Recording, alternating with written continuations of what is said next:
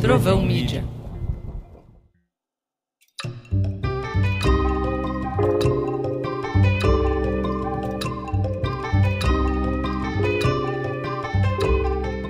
Oi, eu sou a Vera Iaconelli e isso não é uma sessão de análise, um podcast criado por mim junto com a Trovão Mídia. Toda semana eu recebo uma pessoa para falar de família. Ela me conta sobre as várias versões de família que a gente conhece ao longo da vida e que são diversas, complexas e singulares. No episódio de hoje, eu recebo a jornalista e apresentadora Adriana Couto, a filha da Conceição e do Antoniel, a irmã das Neves, Fabiana e Juliana, a mãe do Pedro e companheira do Zeca.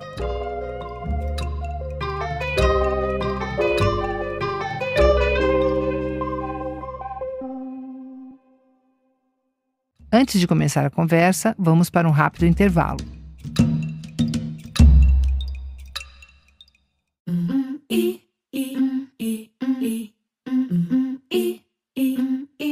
Oiê, aqui é Fernanda Lima e eu tô dando as caras nesse novo projeto da Vera Iaconelli porque tudo que a Vera faz eu acompanho de perto.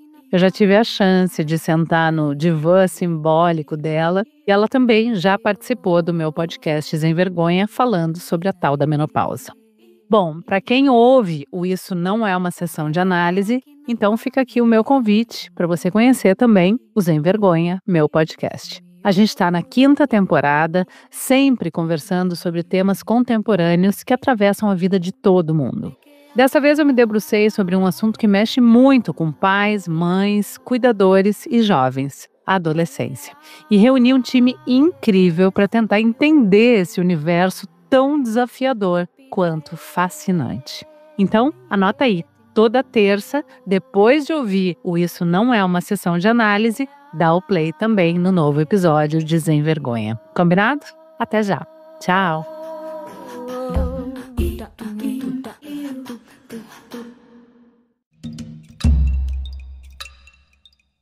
Bem-vinda, Didi. Oi, Vera, que prazer estar aqui. É um enorme prazer estar com você aqui. Eu agradeço muito você ter podido vir. E eu queria te perguntar uma coisa que a gente sempre começa com essa pergunta, que é: qual a sua referência de família? Eu acho que é a minha família mesmo, a minha referência de família. Uma família grande, uma família amorosa, uma família complexa, muitas questões, porque é muita gente, então são muitos pensamentos diferentes. E uma família onde as mulheres são a base, assim. Uhum. Quando você diz muitas pessoas, você está se referindo a quê? As minhas irmãs. Quantas são? Nós somos, comigo, 4. Uhum. Então, sempre uma casa de muita gente, sabe? Uhum. Então, minhas irmãs, meu pai e minha mãe, nós éramos sozinhos 6. Mas sempre tinha primos, sempre teve agregados, os amigos de cada uma.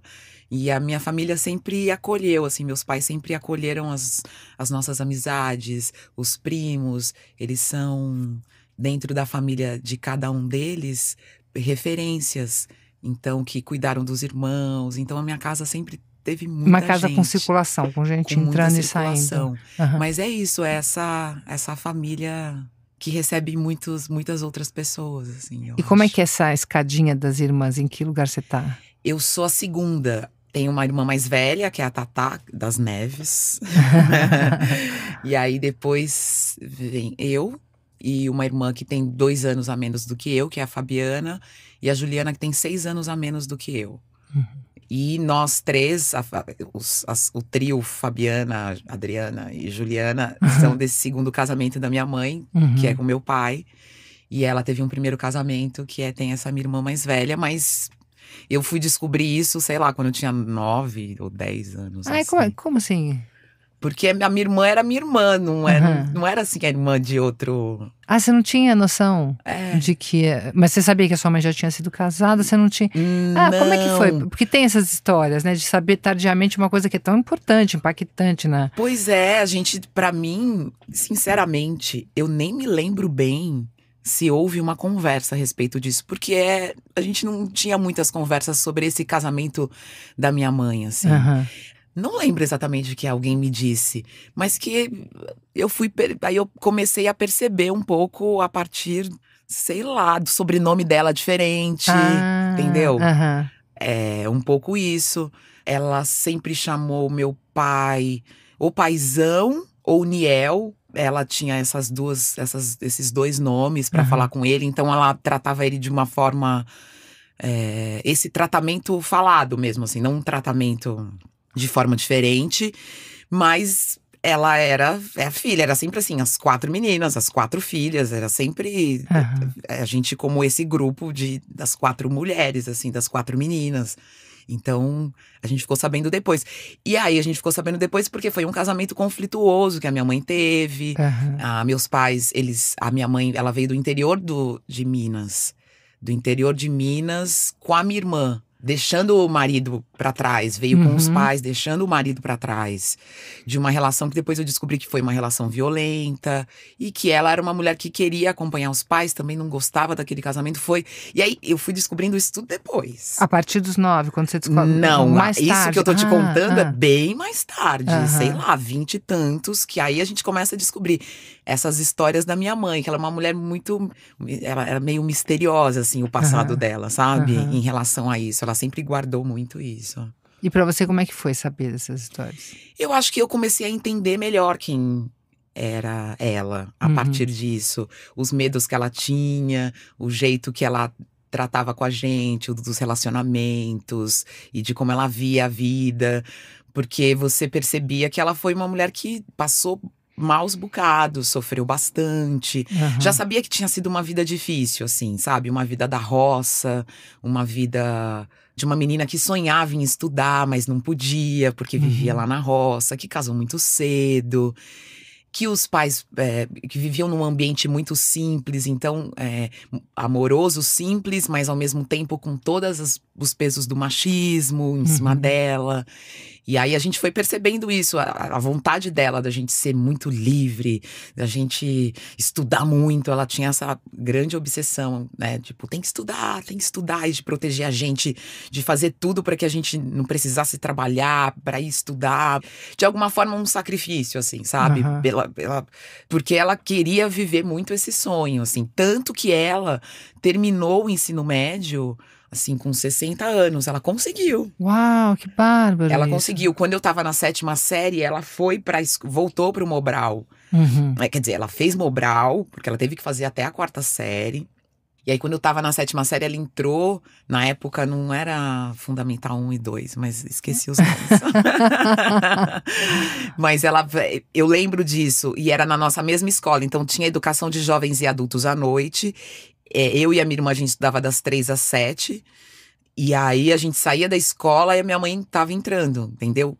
Ela terminou, então a gente ajudava ela nos trabalhos escolares. Como é que era pra você, assim, ver sua mãe em outro momento, em outra... Eu sempre tive muito orgulho dela, Quantos anos assim. você tinha? Porque essa é uma idade que 13. geralmente os adolescentes têm vergonha dos pais, Vergonha né? dos pais, né? Como é que era isso? Eu acho que eu não tinha vergonha dos meus pais, porque eu acho que tem uma realidade na periferia um pouco diferente, assim, né? Você ter um pai e uma mãe presentes na sua vida, de alguma forma, essa família estruturada, a gente vivia quase um sonho. Perto de amigas que não tinham pais, que o pai batia, que praticamente não viam os pais porque estava trabalhando, e viviam com a avó, e eram meio soltas, e tinha uma coisa, e a gente tinha aquela família que ali no nosso bairro era aquela família certinha, uma família estruturada. O Uniel, a Conceição e as meninas. A gente era uma família estruturada. Então, eu sempre tive muito orgulho dela, assim. Mesmo porque a gente não tinha uma tradição na família de pessoas estudando. A minha geração, a minha irmã mais velha, foi a primeira pessoa na família que foi para a universidade, entendeu? A das Neves. A das Neves. Ela foi a primeira pessoa da família. Toda. Da parte do meu pai, da parte da minha mãe também. Ela foi a primeira. Então, ver a minha mãe nesse movimento, pra mim era uma coisa bonita, assim. Acho tão importante falar da dimensão, assim, não só da experiência do território, né, periférico, enfim, mas da questão racial também. como são expectativas e experiências distintas, né, de uma classe média alta branca no Brasil, por exemplo, né, no qual ter direito, né, quer dizer, ter direito a uma família estruturada, ter um casamento protegido, que você não casa só porque você não tem uma expectativa do que fazer na sua vida, você tá lá na roça, aparece uma pessoa, você meio que tem que casar, porque é isso que as meninas fazem, às vezes casa com um cara que não é digno de estar ao teu lado, então isso que as meninas já de uma classe média alta branca, né, já estão mais protegidas, né, então é muito importante marcar, né, quer dizer, a luta das famílias negras periféricas de poderem ter direito à sua família, essa estrutura, seja qual for, não precisa ser convencional, papai, mamãe, filhinhos, mas assim, condições materiais e condições históricas até para poderem sustentar essas famílias. Sim, não... e eu acho que é algo importante da gente frisar, porque a gente tem no Brasil muitas mães solo, né? Muitas mães que... E a minha mãe, de alguma forma, era uma mãe solo. Antes desse casamento com meu pai. Ela foi uma mulher que, quando chegou aqui em São Paulo, ela foi aprender a trabalhar ali. Aí começou, claro, empregada doméstica, cozinheira. E morava na casa dos patrões. Então, a minha irmã ficava com a minha avó, né? Então, a minha irmã, tipo, teve essa experiência da família ali a partir dos 9 anos. Que aí a minha mãe, quando casa e vai morar com meu pai, aí a minha irmã passa a morar com eles. Mas muitas vezes ela teve que segurar a bronca de ter uma filha sozinha também, sim, né? Sim. E aí também a gente fala uma família estruturada, não é uma família perfeita. Eles tantos que eles se separaram depois, não estão juntos até hoje. Se separaram e tinha realmente um conflito, porque eles vieram de realidades muito duras, assim. E a minha mãe tinha muitas expectativas, assim, que de alguma forma acabaram até sendo frustradas, porque ela queria trabalhar. Só que aí a família foi aumentando e ela ficou nesse lugar de cuidar dos filhos e meu pai trabalhando. Mas assim, ela sempre dizia isso, que ela queria trabalhar. Sua mãe é viva? A minha mãe é viva, sim, a minha mãe vai fazer 82 anos. Só que ela tem Alzheimer e já tá num estágio bem avançado já. Ela teve Alzheimer, o diagnóstico muito cedo, com 66 anos. E aí já faz então esse tempo todo que ela vai estar desenvolvendo a doença, e agora ela já tá num mundinho mais dela, assim. E as irmãs? Como é que é essa coisa dessas irmãs aí? Muito legal. A minha irmã mais velha, a Tatá, ela é uma grande referência na minha vida. Uma grande referência. Ela me colocou um pouco assim, sabe? Régua e compasso do mundo. Porque uma pessoa muito empática, extremamente empática, uma pessoa que na família é uma referência, só que ela nunca, mesmo fazendo faculdade, ela é muito super inteligente, assim, ela vive na Espanha hoje. Uma mulher muito, sempre inteligente e tal, mas sempre muito próxima de todo mundo. Ela conseguiu essa proeza de abrir caminhos e não se afastar da origem dela. E de continuar sendo exemplo para os primos, para as irmãs. Muito amorosa. Teu olho brilha, Didi, quando você fala dela. Eu tô te segurando para não chorar, porque ela para mim ela é muito especial, muito importante, muito importante. E ela, uma mulher que sempre, uma menina que lia muito. O quarto dela sempre cheio de livros, e eu começo a ler por causa dela. Ela ouvia muita música popular brasileira. Minha casa sempre teve muita música e tudo mais. Como os meus pais, minha mãe principalmente do interior de Minas, ouvia sempre muita moda de viola. Meu avô era sanfoneiro, né? Então ela ouvia muita moda de viola, muita música sertaneja, depois o sertanejo romântico. Então eu lembro muito disso na minha casa. Roberto Carlos, a gente ouvindo muito. Mas a minha irmã trazia outras referências pra mim. Então trazia Milton Nascimento, Chico Buarque, Djavan. Ela que me apresentou tudo isso. Ela, quando ela tinha, sei lá, uns 16 anos, assim, ela tinha uma turma no colégio e ela tinha uma super amiga que namorava um menino trans. Hoje a gente diz isso, o Tony. Mas a minha irmã acolheu o Tony, acolheu a namorada, que ninguém na escola gostava. Ele era visto de uma forma... Sofria bastante bullying. Eu tô dando os nomes agora pra algo que eu não nomeava antes, assim, um menino trans. Era o Tony, e a gente sabia que o Tony tinha sido Antônia, tinha sido expulso de casa, não sei o quê. A minha irmã tinha esse acolhimento, assim. Mas ela tinha 17 anos, quantos anos faz isso? Ela hoje eu tenho 51, faz bastante tempo, ela tem 60. Nossa, assim, totalmente fora de época, né? Totalmente fora de Uma época. cabeça aberta. Exatamente. Então eu acho que é isso, uma pessoa muito empática. Ela sempre ouvindo as pessoas. E aí eu lembro de uma coisa que é muito marcante pra mim, que ela fazia cadernos de letra de música. Porque ela fazia fitas, e aí ela tirava as letras do Chico Buarque, as letras. Aí ela passava esses cadernos a limpo, e aí aquelas irmãs menores todas em volta dela, e ela pedia pra gente ler. Ah, lê essa letra. O que você entendeu disso? Ela tinha um amor, um carinho, uma forma de colocar a gente assim, em relação ao que estava acontecendo, muito linda, assim. E cada vez mais, quando eu olho pra trás, eu digo, caraca, ela fez muita diferença na minha vida. Comecei a ler muito por causa dela, porque ela era o meu exemplo de leitura. Eu queria ser como ela, eu queria ser inteligente como ela, eu queria tudo como ela, assim.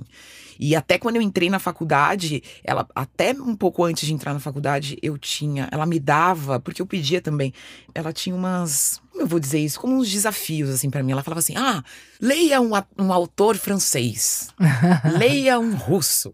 E depois que eu entrei numa faculdade bem burguesa, bem de elite, e aí eu percebi que eu falava os nomes todos errados, mas eu sabia quem era, sabe? Eu não falava Camus, eu falava Camus, eu não falava Nietzsche, eu falava outras coisas, mas eu tinha lido várias coisas e isso me ajudou um pouco na adaptação, né, de um mundo muito diferente depois que eu fui pra faculdade, que eu comecei a acessar. Nossa, é muito interessante, né? Porque às vezes o Brasil tem essa história, né, das pronúncias dos nomes e que faz um corte, né? Quem pronuncia direito palavras estrangeiras, como se nós tivéssemos que saber várias línguas. Como uma forma de preconceito violento. E às vezes a pessoa tem uma experiência muito mais rica, muito mais interessante, mesmo sem essa questão. Que é uma questão de usar a língua para separar, pra demarcar, né? Pra demarcar, né? E eu me sentia mesmo. Quando eu vi alguém falando, porque pra mim Camus é uma coisa. Quando eu vi alguém com Camus, aí eu não sabia quem era. E aí, quando começou a falar o livro estrangeiro, eu falei, ué, mas eu li esse livro. Aí eu percebi, aí eu já fiquei meio com vergonha, sabe? Eu falei, ai, caraca, eu falo meio as coisas erradas. Gente, não fiquem com vergonha, jovens, por favor. Pessoas geniais, maravilhosas, que a gente admira, gosta muito. Não precisamos saber todas as línguas e todas as pronúncias. E eles também não sabem falar português, então tudo bem. Não tem nenhum problema. Só que a gente, era um território muito diferente pra mim, assim, né? Tipo, entrar na faculdade era diferente mesmo. Mas ainda assim, mesmo um pouco envergonhada, tem uma coisa que pra mim foi muito forte, eu nem sei por que isso aconteceu. Mas, como a minha família era o meu lugar de segurança, e como eu acho que eu tinha uma noção de que eu tava trilhando um caminho bonito e que os meus pais tinham me proporcionado isso, assim, sabe? Vocês tinham orgulho da história de vocês, Didi? Então, era isso. Eu tinha orgulho. Então, tá bom, eu tinha um pouquinho de vergonha dessa história do Camus, mas eu nunca tive vergonha da minha mãe e do meu pai. Nunca tive vergonha deles. Tanto que no primeiro ano da faculdade, a gente fez um trabalho em Itaquera. Eu digo assim, eu moro em Itaquera, vamos fazer lá, na minha casa, vamos visitar. Que as minhas amigas não sabiam o que era Coab. E aí eu disse assim, o que é Coab? Eu falei, é um conjunto habitacional. E a minha amiga dizia assim, é tipo Alphaville? Ou assim, mais ou menos. Mais ou menos, não é meio assim. Então eu acho, isso me ajudou, assim. Eu nunca tive vergonha dos meus pais. Não foi a Maria de Fátima da Vale Tudo. Mas isso é tão importante. Porque hoje, quando tem esse resgate, né, do orgulho gay, orgulho da ancestralidade, isso é fundamental, porque você não fica no lugar do colonizado. Você assume que é a tua história. É minha e aí história. você obriga o outro a bancar isso também. Porque se ele vier zoar com a tua história, você vai dizer, não, bicho, isso é problema seu, não é meu. Eu não me identifico com o teu lugar de colonização, né? Então, é muito importante assumir o orgulho da tua ancestralidade. E isso é uma marca que deve ter vindo aí com esses pais, de algum jeito. Eu acho, porque minha mãe sempre muito orgulhosa dos pais dela também. É uma trajetória realmente que eles foram vencendo, eu acho. Eles foram galgando lugares. Uma coisa que também marca a periferia é quando você tem casa própria. Casa própria muda a vida de uma família. Porque as famílias vivem, tipo, mudando de lugar. Se tem algum problema financeiro, como a gente passou por muitos momentos de altos e baixos, assim, na família, mas a gente não tinha dentro da nossa cabeça algo que era essa história de, tipo, pra onde nós vamos? Sim. O risco de ir pra rua, né? O risco de ir pra rua. Pra onde a gente vai? Uhum. Ou de, tipo, tem que morar no fundo da casa do avô. Então, isso marca o seu jeito de estar no mundo. Por isso a casa própria é tão importante para muita gente e para a maior parte das pessoas. Eu ainda não tenho a minha casa própria. É uma coisa que às vezes eu acordo à noite e fico assim, meu Deus, eu preciso ter uma casa. É uma coisa que me atormenta ainda, por exemplo. Porque foi a primeira coisa que os meus pais, eles juntavam e conseguiram um terreno. Aí constrói. Construíram a casa do fundo, que eu já mudo pra lá, assim, já com 6 anos já. Então é isso. Então eu vivi a minha vida já numa casa própria. Quando eles casaram, não. Eles moravam... E aí eles moravam num lugar pequenininho, em Guarulhos. Imagina, se Itaquera já era longe há tantos anos. Guarulhos, então, que não tinha água encanada, era água de poço. Porque eles pagavam o mínimo de aluguel, porque eles estavam economizando pra comprar o terreno deles. Como é que eu não vou ter orgulho deles, gente? Não tem jeito, sabe assim? Não tem jeito de eu não ter orgulho deles. Então eu acho que tem essa trajetória de luta muito grande, de valorização muito grande, assim, em relação a eles. A gente já volta depois do intervalo.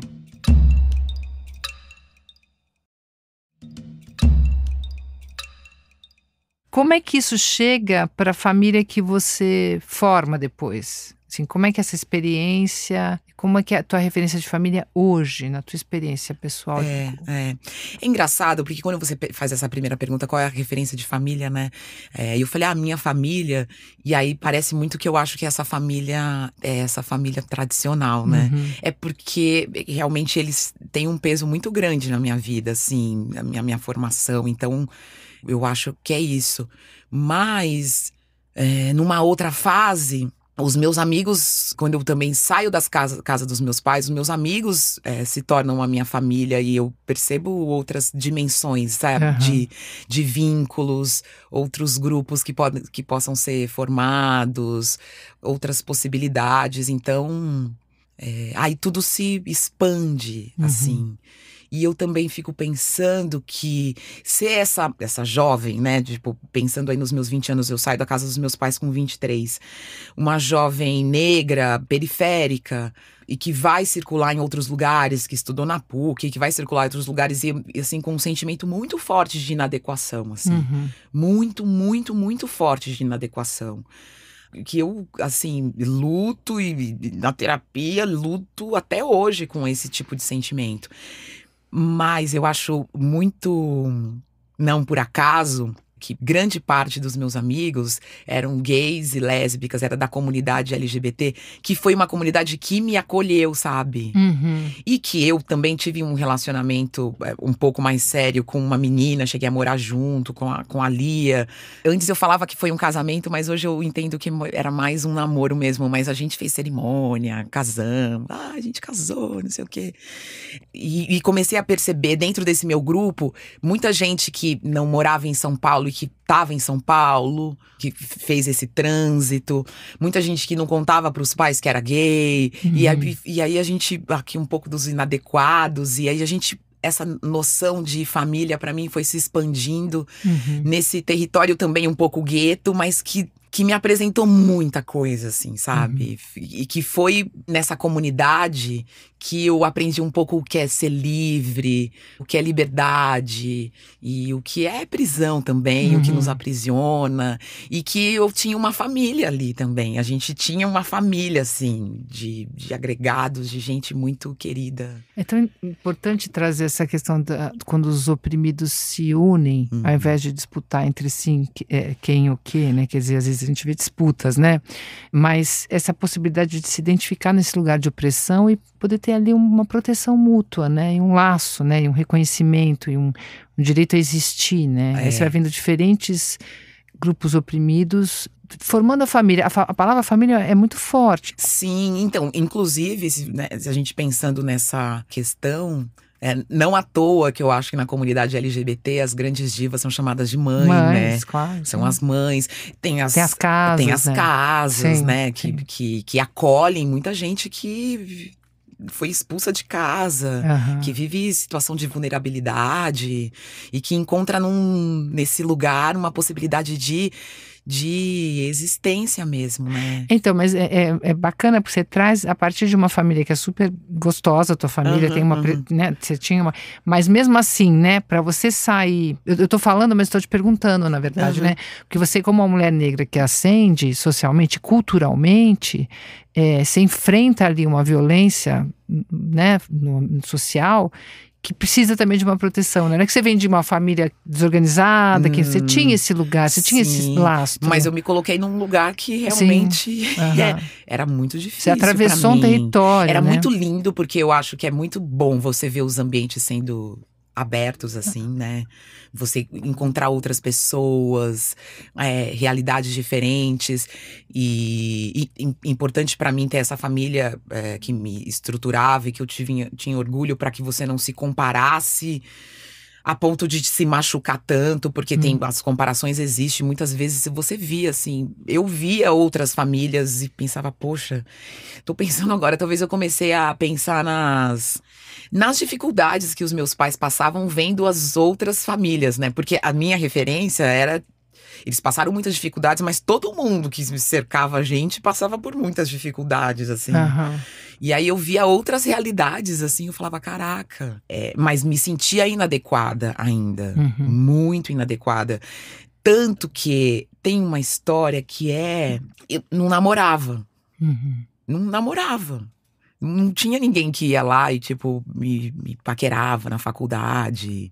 Não namorei, tipo, sei lá. Não namorava. Ai, gente, é incrível você falar isso. É incrível. 24 anos, talvez, assim. Então é isso, esse sentimento, assim, de sempre estar gostando de alguém que não gosta de você, sempre é um amor platônico. Didi, mas eu falo isso assim, porque você é uma das mulheres mais lindas que eu conheço. Assim, você é lindíssima, né? O que tá em jogo nessa história? Então, aí eu acho que a gente vai descobrindo um pouco o que tá em jogo. Também eu acho que eu tenho uma questão que é uma coisa do patinho feio, assim, de uma transformação que aconteceu comigo. Porque eu era bem mais gordinha, eu sou míope, eu uso lente de contato, eu usava um óculos fundo de garrafa. Eu tinha um estilo mais, com menos referência, então uma roupinha mais recatadinha, ou não tava tão aberto. Eu fui me descobrindo também. Sim. Eu fui descobrindo como eu podia ser, a minha beleza, eu fui descobrindo que até hoje eu acho bem estranho as pessoas falarem que eu sou bonita. Sinceramente. Eu me forço um pouco assim, tipo assim, ai meu Deus. Eu falo alto assim pra eu poder me imbuir incorporar assim essas histórias, mas é isso, tanto que quando eu começo a trabalhar na televisão, até os meus amigos da faculdade falam, nossa, como ela mudou, nossa, que é uma pessoa diferente, porque realmente, então eu tive uma coisa de um patinho feio, assim, sabe, então eu era isso, essa sociedade toda do padrão, e eu mesma não me sentindo bonita, porque eu vejo a diferença muito grande das meninas hoje, sabe? Das meninas da periferia, tipo, com um amor próprio muito diferente de como eu me coloquei no mundo, assim. Não, e mesmo as meninas gordas, se achando lindas e se mostrando, exatamente, ocupando o corpo de um outro jeito, né? Não é só tá gorda ou não tá gorda, é o jeito de se sentir bem. Porque não era a história assim de eu era assim porque eu era gorda, é porque eu me sentia realmente feia, eu me sentia. E por muito tempo, o que eu achava na minha cabeça era assim, ó, se eu emagrecer, tudo vai mudar. Eu pensava isso fortemente. Quando eu emagrecer, tudo vai mudar. E o pior é que mudou. E é isso que é o pior, entendeu? Então, mas pode ser o contrário, né? Você emagrece porque algo muda em você. Também. Você tira esse factóide, esse obstáculo, mas a coisa que está acontecendo é outra, né? O que está acontecendo é você se olhar de um outro lugar, né? Foi um outro movimento, né? Tanto que quando eu começo, sempre com muitos amigos e muitas festas, e aí frequentando sempre esses lugares mais da comunidade, que sempre me... sei lá, porque as minhas amigas, sempre tipo assim, vai, não... troca a roupa dela, maqueia, não, tá gata, tá linda, vamos, vai. Amiga é tudo, né, gente? Amiga é tudo nessa vida, sabe? Dos amigos falar, não, solta esse cabelo, para com isso. E de ver, assim, as travestis, sabe? Na porta dos lugares, tudo isso foi me dando uma outra noção de beleza, de pertencimento no mundo. Isso me ajudou muito. E aí, quando eu começo, e mesmo nesses ambientes, eu já ficava mais, mas ainda não tinha a história de um vínculo afetivo. Então, mesmo eu já circulando, e já ficando, e já transando, já pelo menos tentando abrir o meu corpo de uma outra forma, assim, ainda não tinha o vínculo afetivo, assim, não tinha, nunca tinha sido namorada de ninguém. E aí, quando eu começo a paquerar as meninas começam a me paquerar. E quando eu vou e me apaixono pela Lia e tal, na hora me deu um estalo. Eu falei, era por isso que nada acontecia. É porque eu sou sapatão.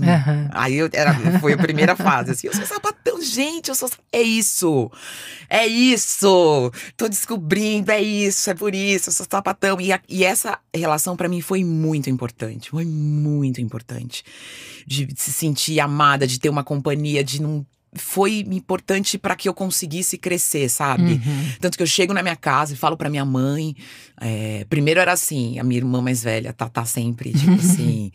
E essa amiga? Eu digo, eu tô namorando. Não, vamos falar pra mamãe. Mas vamos falar como? Ela, fala normal, chega na mesa e fala, a gente fala junto, vamos. E aí eu fui e falei pra minha mãe. Minha mãe teve uma reação super fofa. Ela ficou meio chocada, gente, assim. Sua mãe é o máximo. Ela é muito legal. Com essa história dela toda, gente, uma ética, né? Ela foi super legal, acolheu. Pronto, a partir daí ela já começou a chamar a Lia de filha, já era filha, já minha filha.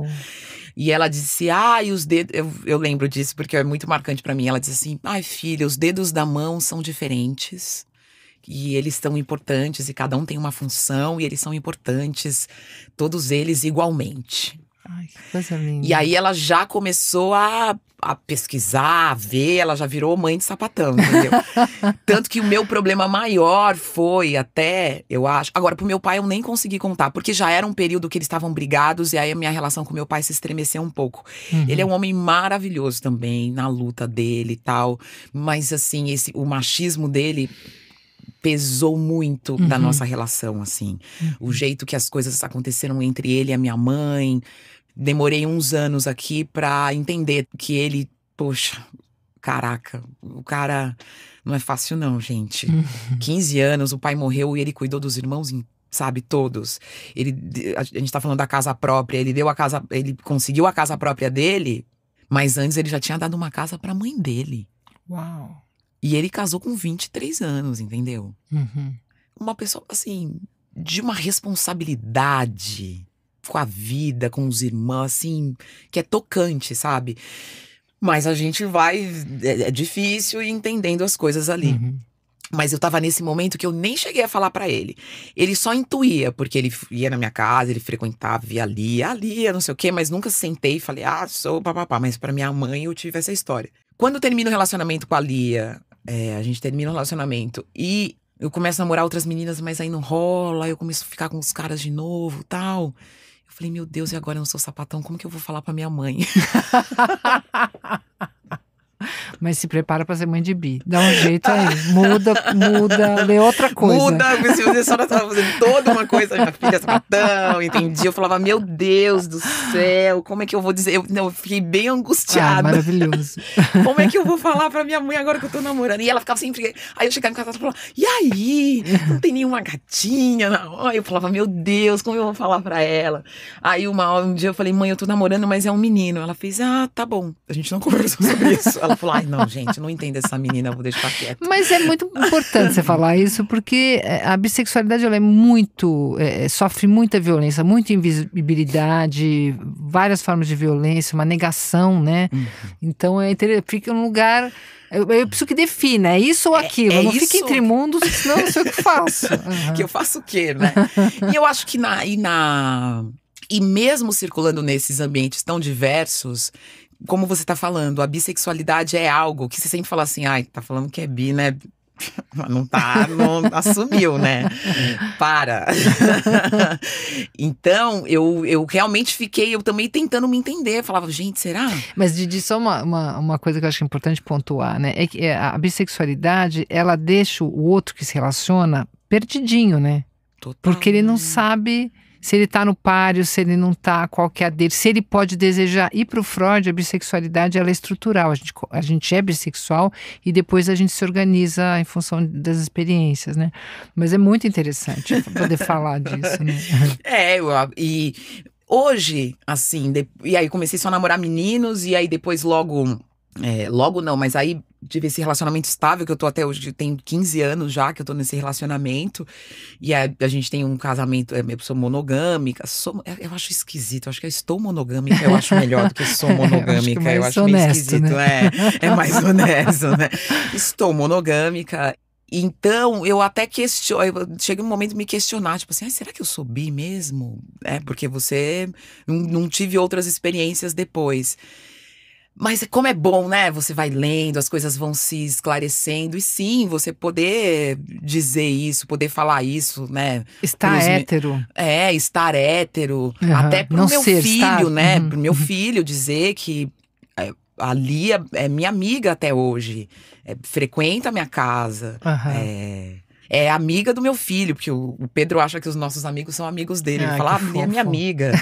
E aí, quando eu falei, eu e a Lia, a gente já namorou. Ele, pra ele já, pra eu conseguir falar isso de uma forma fluida, pra que ele pudesse também ter, né, uma visão, uma experiência mais fluida sobre isso. Então, eu acho legal também.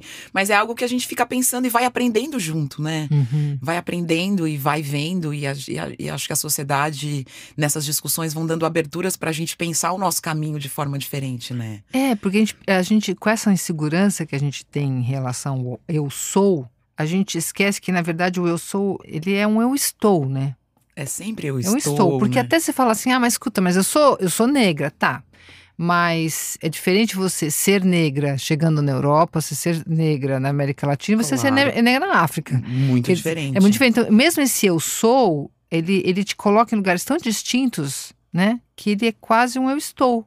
Né? Porque se você é uma pessoa negra que nasceu onde todo mundo é negro, você não é negro do jeito que a gente fala. Não, e essa experiência que a gente ouve justamente das pessoas africanas, né? Sim. Que se descobrem negros no Brasil. Exatamente. Então, chegam aqui, então né? estou, né? Tem algo de um condicional que a gente tem dificuldade de sustentar, porque a gente fica muito inseguro, mas na verdade é o que temos, né? Sim, e é interessante até aqui, me veio uma história aqui que a gente já falou da questão racial aqui, muitas vezes ela tá entrelaçada a mim, mas é que a gente não debruçou nela. E pra mim isso é algo diferente até, porque as pessoas sempre conversam comigo a partir dessa racialidade, o que é muito importante pra mim e que marca o meu lugar no mundo e que traz o meu cabelo, a minha voz, o meu jeito de ser e que traz as minhas dores também e uma luta que me é muito bonita, sabe, de existência. Mas que também é bom a gente poder circular e entender esses códigos, assim, de uma maneira mais fluida. Não sei se eu me fiz entender. Maravilhoso. Eu tô descobrindo que eu sou branca. E tô percebendo o peso disso. E tô pondo isso na conta também. Mas não é tão divertido, assim, quanto se descobrir negro e dar nome ao sofrimento que já vinha e poder se orgulhar. É diferente, né? Mas acho importante também colocar na conta que eu sou branca. Sim. E que isso... Se a gente vai falar da tua negritude, não é sem sair já do ponto no qual está implicada a minha branquitude. Senão fica assim, é você que fala, você que tem raça, você fala sobre isso. Não, você só pode falar sobre isso na medida em que está implícito que eu também tenho a minha e ela também tem um peso e ela também tem não é um lugar exatamente de orgulho, mas é um lugar de assumir, né? Um certo lugar. Senão fica assim, o negro só fala da negritude, né? Exatamente. O branco também tem que assumir que ele é branco. Tem um lugar aí, né? Claro que sim. Não é um lugar tão legal, mas é um lugar. O que aconteceu comigo quando eu vou pra televisão, que em alguns lugares que eu circulava, de ser a única pessoa negra, a pessoa negra apresentadora, aí você vira uma cota dentro dos lugares.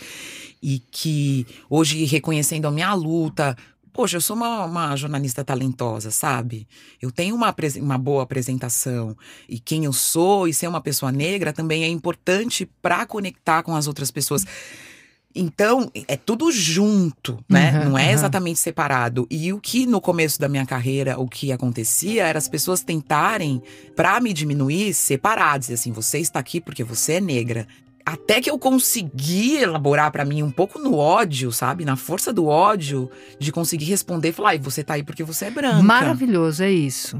É isso.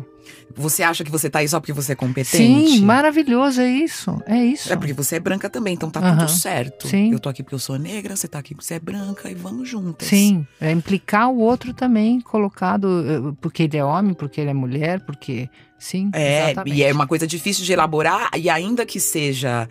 e que foi muito doloroso pra mim, porque muitas vezes eu pensava isso. E aí, as cutucadas da vida, assim, das pessoas era essa, sabe? Ai, que importante ter você aqui, tal, diminuindo um pouco da minha trajetória, sabe? E é o que a Sueli Carneiro fala, né? O primeiro sistema de cotas foi para os italianos que chegaram no Brasil, os europeus que chegaram no Brasil. Exatamente. Foi o sistema de cotas. Vem aqui, tem terreno para vocês vão ter todas as facilidades, entendeu? Então, e eu acho legal, inclusive, meu filho hoje, com 10 anos, a história da imigração no Brasil, ele tá estudando, e a gente estudando em casa juntos, e estudando de uma forma que eu não estudei. Ai, que legal. Começa falando do ideal de embranquecimento da população, da elite branca querendo fazer com que o Brasil fosse cada vez mais branco. Então, já entendendo as nossas complexidades a partir desse referencial. O que a primeira geração de imigrantes, os alemães, tiveram os terrenos. Qual a diferença desses imigrantes que eram colonos, né, que recebiam todas as terras, que passaram por muitas dificuldades também, é verdade. Porque, inclusive, é isso que ele estava estudando, dizendo, olha só isso que eles queriam branco mais pobre. Eu falei, é claro, né, Pedro, eles ainda gostariam de… é branco mais explorar, pobre. Né? Tem a lógica da exploração ainda com… Sim, capitalismo acima de tudo. Exatamente, né? Estava lá. Mas da gente já entender essa geração, né, podendo se instrumentalizar, né, a partir de algumas verdades que eu demorei muito. Então, para mim foi difícil também. O meu letramento foi muito difícil. Eu discutia, assim, um pouco sem base. Porque essa minha irmã, por exemplo, que é sempre leu muito, a gente sempre lê muito branco. Sempre li muito homem. Eu sempre li muito isso na vida, sabe? Pra eu começar a ler uma mulher negra faz pouco tempo, assim, 10 anos. Pra eu começar a entender o que é isso faz também pouco tempo. A ter acesso a esses materiais e descobrir que essas mulheres já estavam lá há muito tempo, fazendo muitas coisas. Dona Sueli, a Lélia, são nomes que eu aprendi depois dos 30 anos, sabe? É muito diferente. E como esse ensinamento me deu muita força. Me ajudou, inclusive, na minha terapia. Eu entender muitas coisas, assim. Que eu não conseguia colocar no lugar certo, assim. Que se traduz não só, porque eu acho que todo mundo tem um pouco disso, nessa sensação de inadequação, né? Todo mundo se sente um pouco inadequado em relação a ideais diversos, né? Mas eu acho que no Brasil, nessa conjuntura racial que a gente tem, né? A inadequação está totalmente colocada ao lado dos negros, né? Muito. Embora a gente possa, eu estou dizendo assim, ao longo do nosso desenvolvimento, a gente se sente inadequada como mulher, a gente se sente inadequada sexualmente, a gente se sente inadequada por questões de classe, por ser brasileiro, você vai para um exterior, enfim, não importa. Eu acho que a inadequação está colocada para todos de alguma forma, mas ali, em relação à questão racial, é acachapante, né? É sim, porque você tá… e principalmente quando você tem essa mobilidade, um pouco essa mobilidade social, e quando você começa a circular, eu acho, e que você vai se sentindo cada vez mais achatada, porque você olha para o lado e não tem os seus… Então, é assim, o que eu tô fazendo aqui? Essa pergunta vem. O que as pessoas fazem hoje de reparar nos lugares que não tem… não tem preto, não tem… não sei o quê. eu vivi desde sempre, desde que eu mudei pra PUC, entendeu? Desde que eu comecei que eu mudei pra PUC é ótimo. Desde que eu comecei a fazer a faculdade, eu já comecei, gente, cadê? Gente, cadê? Aí você entra nas redações, cadê? Aí você vai pra televisão, aí ainda tem a mídia. Você olha, não se enxerga na televisão. Aí você olha, vai no teatro, não tem ninguém no teatro. É uma sensação horrível. A gente já continua essa conversa depois do intervalo. Te espero.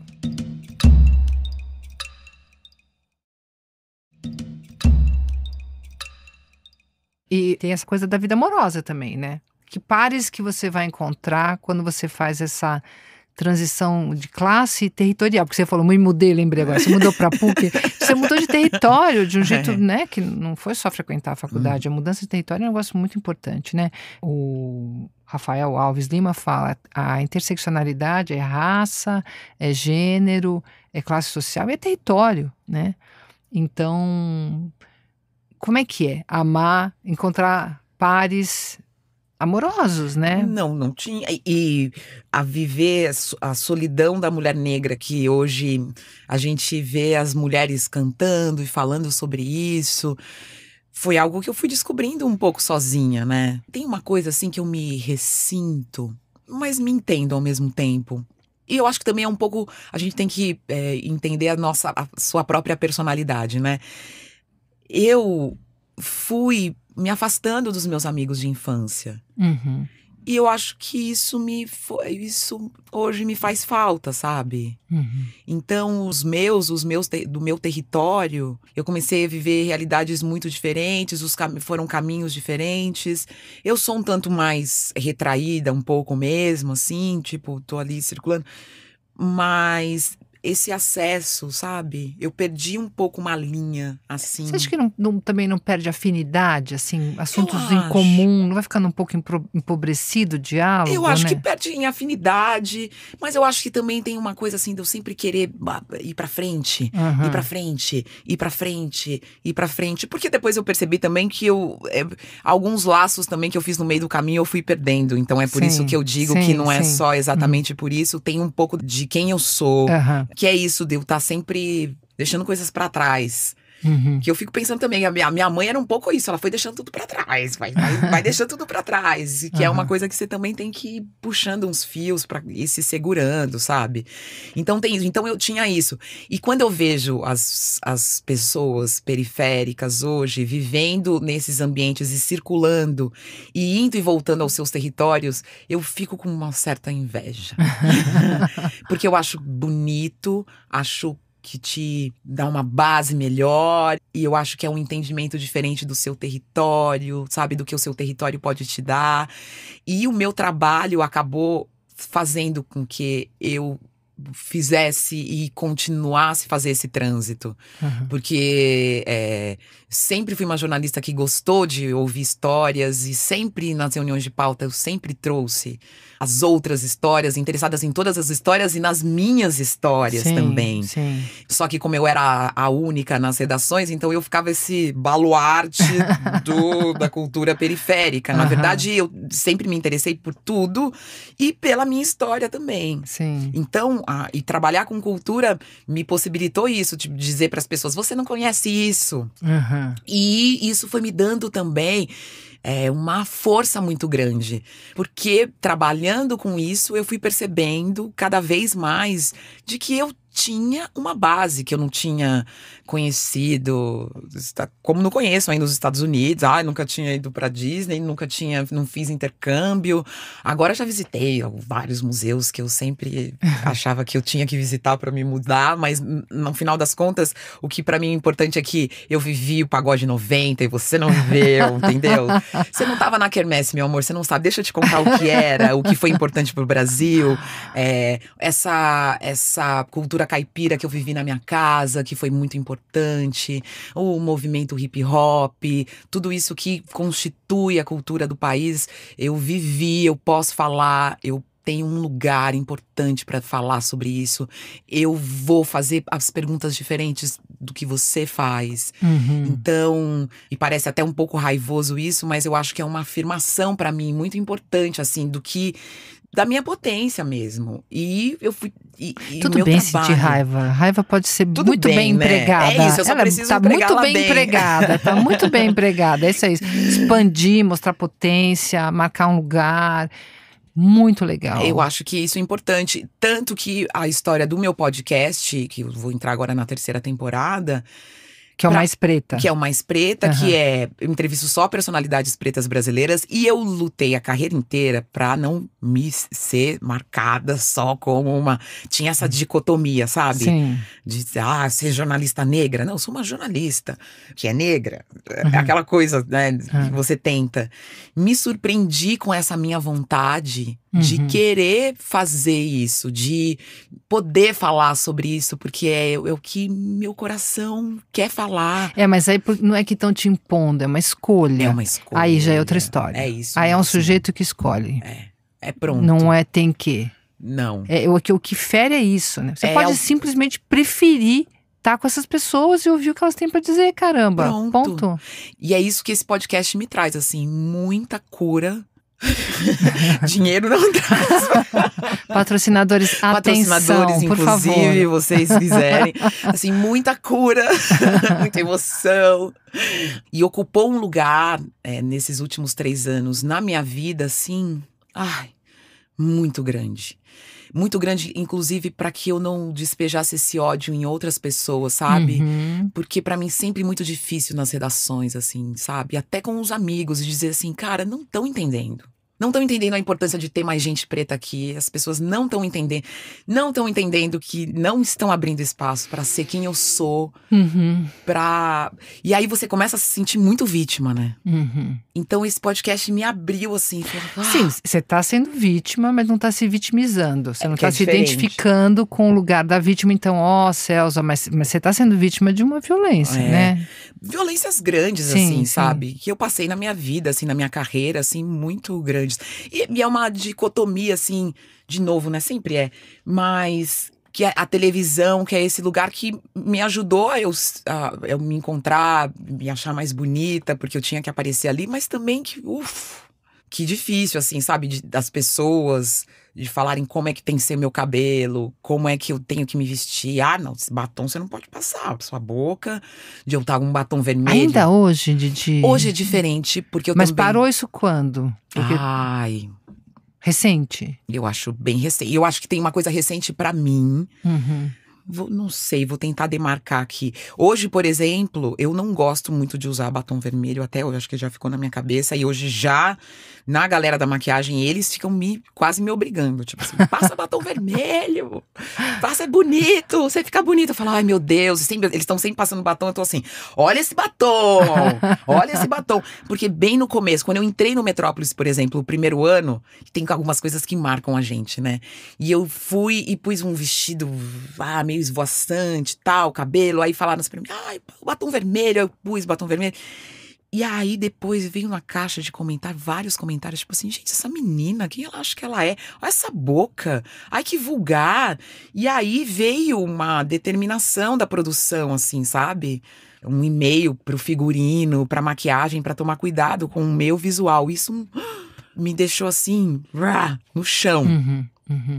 Eu acho que eu interiorizei um pouco isso, então esse batom vermelho ainda é uma marca que me deixa um pouco receosa, mas que eu fui descobrindo. Aí fui sendo um pouco reativa, assim, sempre muito reativa. Então, não vou pedir autorização pra cortar cabelo, não vou pedir opinião, não vou pedir autorização, vou fazer trança. Aí aparece de trança, todo mundo fala, nossa, trança. Aí eu já… Nossa, Didi, você tá de trança. Aí todo mundo já começou, estou de trança, já assim, esperando, vai falar o quê? Mas aí eu fui me descobrindo, e aí, nos trancos e barrancos, eu fui me descobrindo. E você sentiu que o público mudou também de feedback? Eu você acho parece de trança… mas eu acho que agora já é totalmente diferente, né? Mas antes, por exemplo, eu trabalhei no Rio um tempo e fiz Canal Futura, fui repórter um pouco da Globo um período, e era um período que eu tava de trancinha e só tinha eu de trancinha no ar. Quando eu cheguei lá, tava uma trança solta, Chanelzinha, assim. Aí a pessoa responsável pelo figurino tal, falou pra mim, não, tá ótimo, esse seu rastinho, assim, bem discreto, pode Bem ficar. francês. Bem Camille. Pode. Então eu fui até... Então já faz tempo que eu consigo, de alguma forma, me colocar no meu visual ali. Eu até me surpreendo, fico feliz de quanta menina chega pra mim e fala comigo. Muitas. Uhum. Eu acho bem bonito. Uhum. Duvido um pouco. Duvido porque eu tenho esse problema de inadequação, assim. Dizendo, não, mas é você. Não é possível que você, tipo, se empoderou tanto só me vendo na televisão. Tipo, sim, Didi. Sim, sim. Ai, fiz jornalismo por sua causa. Eu acho isso bem bonito. Uhum. Incrível você não poder reconhecer, né? O que é essa marca, como né? Ao mesmo tempo que você fala da Tatá. Como faz diferença, né? Alguém que tá lá na frente, né? Muito. Você tá falando das meninas aí afetadas pela sua presença, pela sua trajetória, pela qualidade do que você apresenta, do seu talento, pela sua beleza, todo esse conjunto, né? Pela sua história mesmo. E aí você tem esse menino, teu filho, que você falou que tem 10 anos, né? O Pedro, que você... Um moleque preto? Um moleque preto de pele clara. Uhum. Porque o meu marido é branco, né? A gente tava chegando nisso, né? Esse circuito de pessoas à sua volta. Exatamente, um casamento interracial. Uhum. E ele tem a pele clara e o cabelo crespo. E eu, inclusive, conversei com a dona Sueli Carneiro, eu lembro disso, eu falando pra ela. Porque ela também teve um casamento interracial, né? A filha dela tem a pele um pouquinho mais clara que ela e tal. E aí eu falei pra ela, como é que eu vou criar esse menino? Ela com no meio de uma palestra, um monte de gente, curiosa. Eu falei, meu Deus, eu preciso perguntar isso pra alguém, porque isso era uma coisa que eu ficava pensando muito, sabe? Como é que ele se identifica, como ele vai se identificar, como é que eu faço isso de uma maneira respeitosa com ele também, porque ele tem as duas histórias, né? Dos pais, da mãe, não sei o quê. Aí ela disse, eu falei, meu filho tem a pele clara, dona Sueli. Ela falou, como que é o cabelo dele? Eu falei, é crespo. Ela é preto. É preto, ele vai saber. E é isso aí. E vambora. É preto. Eu digo, é preto. Então pronto. E eu acho isso. Ele se autodenomina como um menino preto. Quando ele era bem pequenininho, que me magoou profundamente. Quando ele dizia assim, eu acho que eu sou branco. E ele fazia umas brincadeiras na mesa. Mas é uma coisa de ser menino e o pai, né? E o pai. É uma questão da masculinidade, né? É diferente, né? Ele fazia umas brincadeiras na mesa que eu percebi um pouco isso. Que era assim, ele falava, nós três na mesa, eu, ele e o pai. Quem é preto nessa mesa? Levanta a mão. Aí eu levantava e ele também. Aí ele falava, quem é branco nessa mesa? Aí ele levantava e o pai também. Ele, é uma coisa dele entender, sabe? Ele foi fazendo um jeito. Sim. E eu acho que é a escola que ele estudou e a nossa vontade de fazer com que ele se apoderasse dessa herança tão bonita dele. Eu acho que aproximou ele da negritude dele, assim. E ele tem muito... Meu filho ele tem... Vou falar. Ele tem muito orgulho de mim. Ele é super orgulhoso, assim, de mim, assim. Ele é mó fã, é super orgulhoso, tá muito com a gente. Tem uma história também que o Zeca, ele trabalha com música, é produtor. E ele sempre trabalhou com rap e com cultura periférica.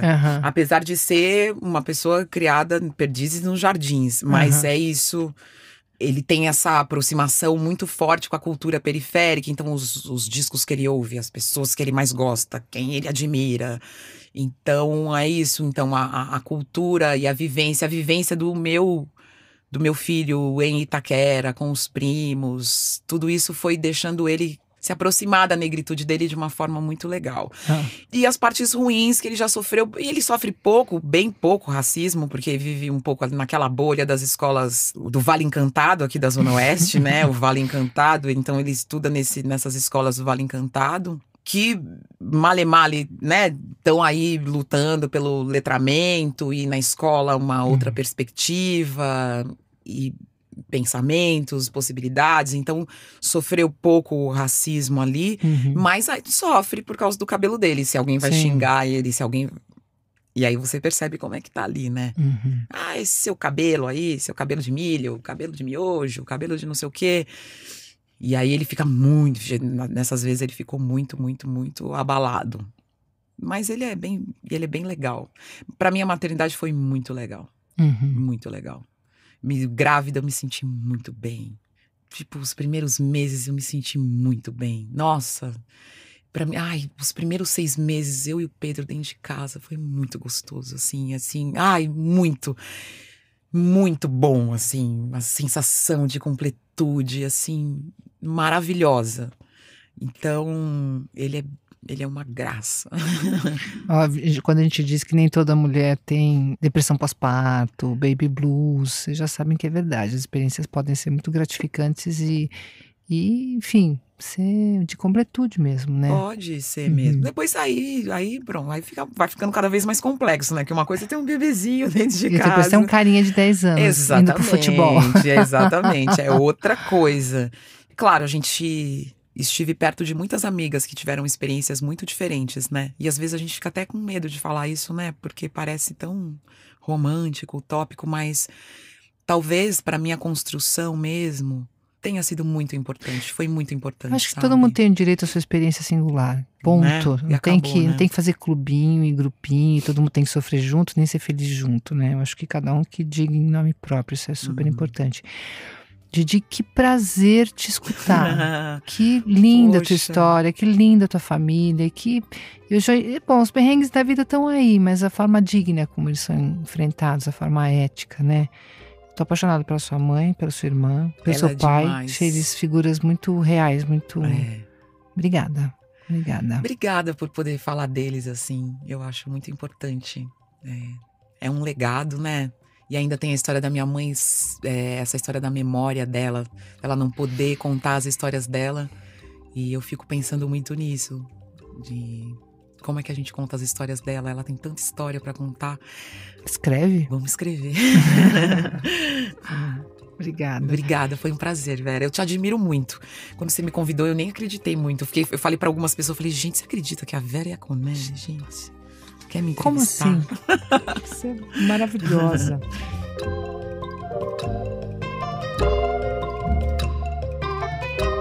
Didi, agora que o episódio acabou, eu queria te convidar a voltar um minutinho pro teu ofício, né? Que você realmente sabe fazer e que eu fico aqui só tentando emular. Que pergunta que você gostaria de fazer? Vamos inverter um pouco esse microfone. Sempre tive essa curiosidade. A impressão que a gente tem é que os terapeutas, os psicanalistas olham pra gente e desvendam um pouco a nossa alma, assim. Quando você conversa com uma pessoa, você realmente consegue ler e enxergar as camadas, olhar pras pessoas, pra você é diferente?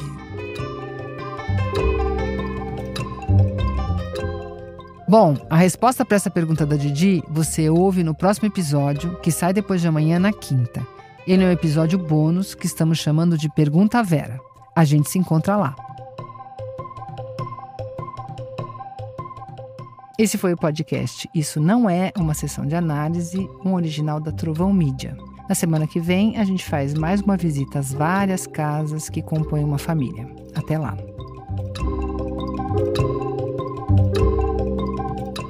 A direção e a produção executiva desse podcast são da Trovão. A produção, roteiro e montagem de som são da Laila Moalen. E a trilha sonora original foi criada pelo Arthur Declouet.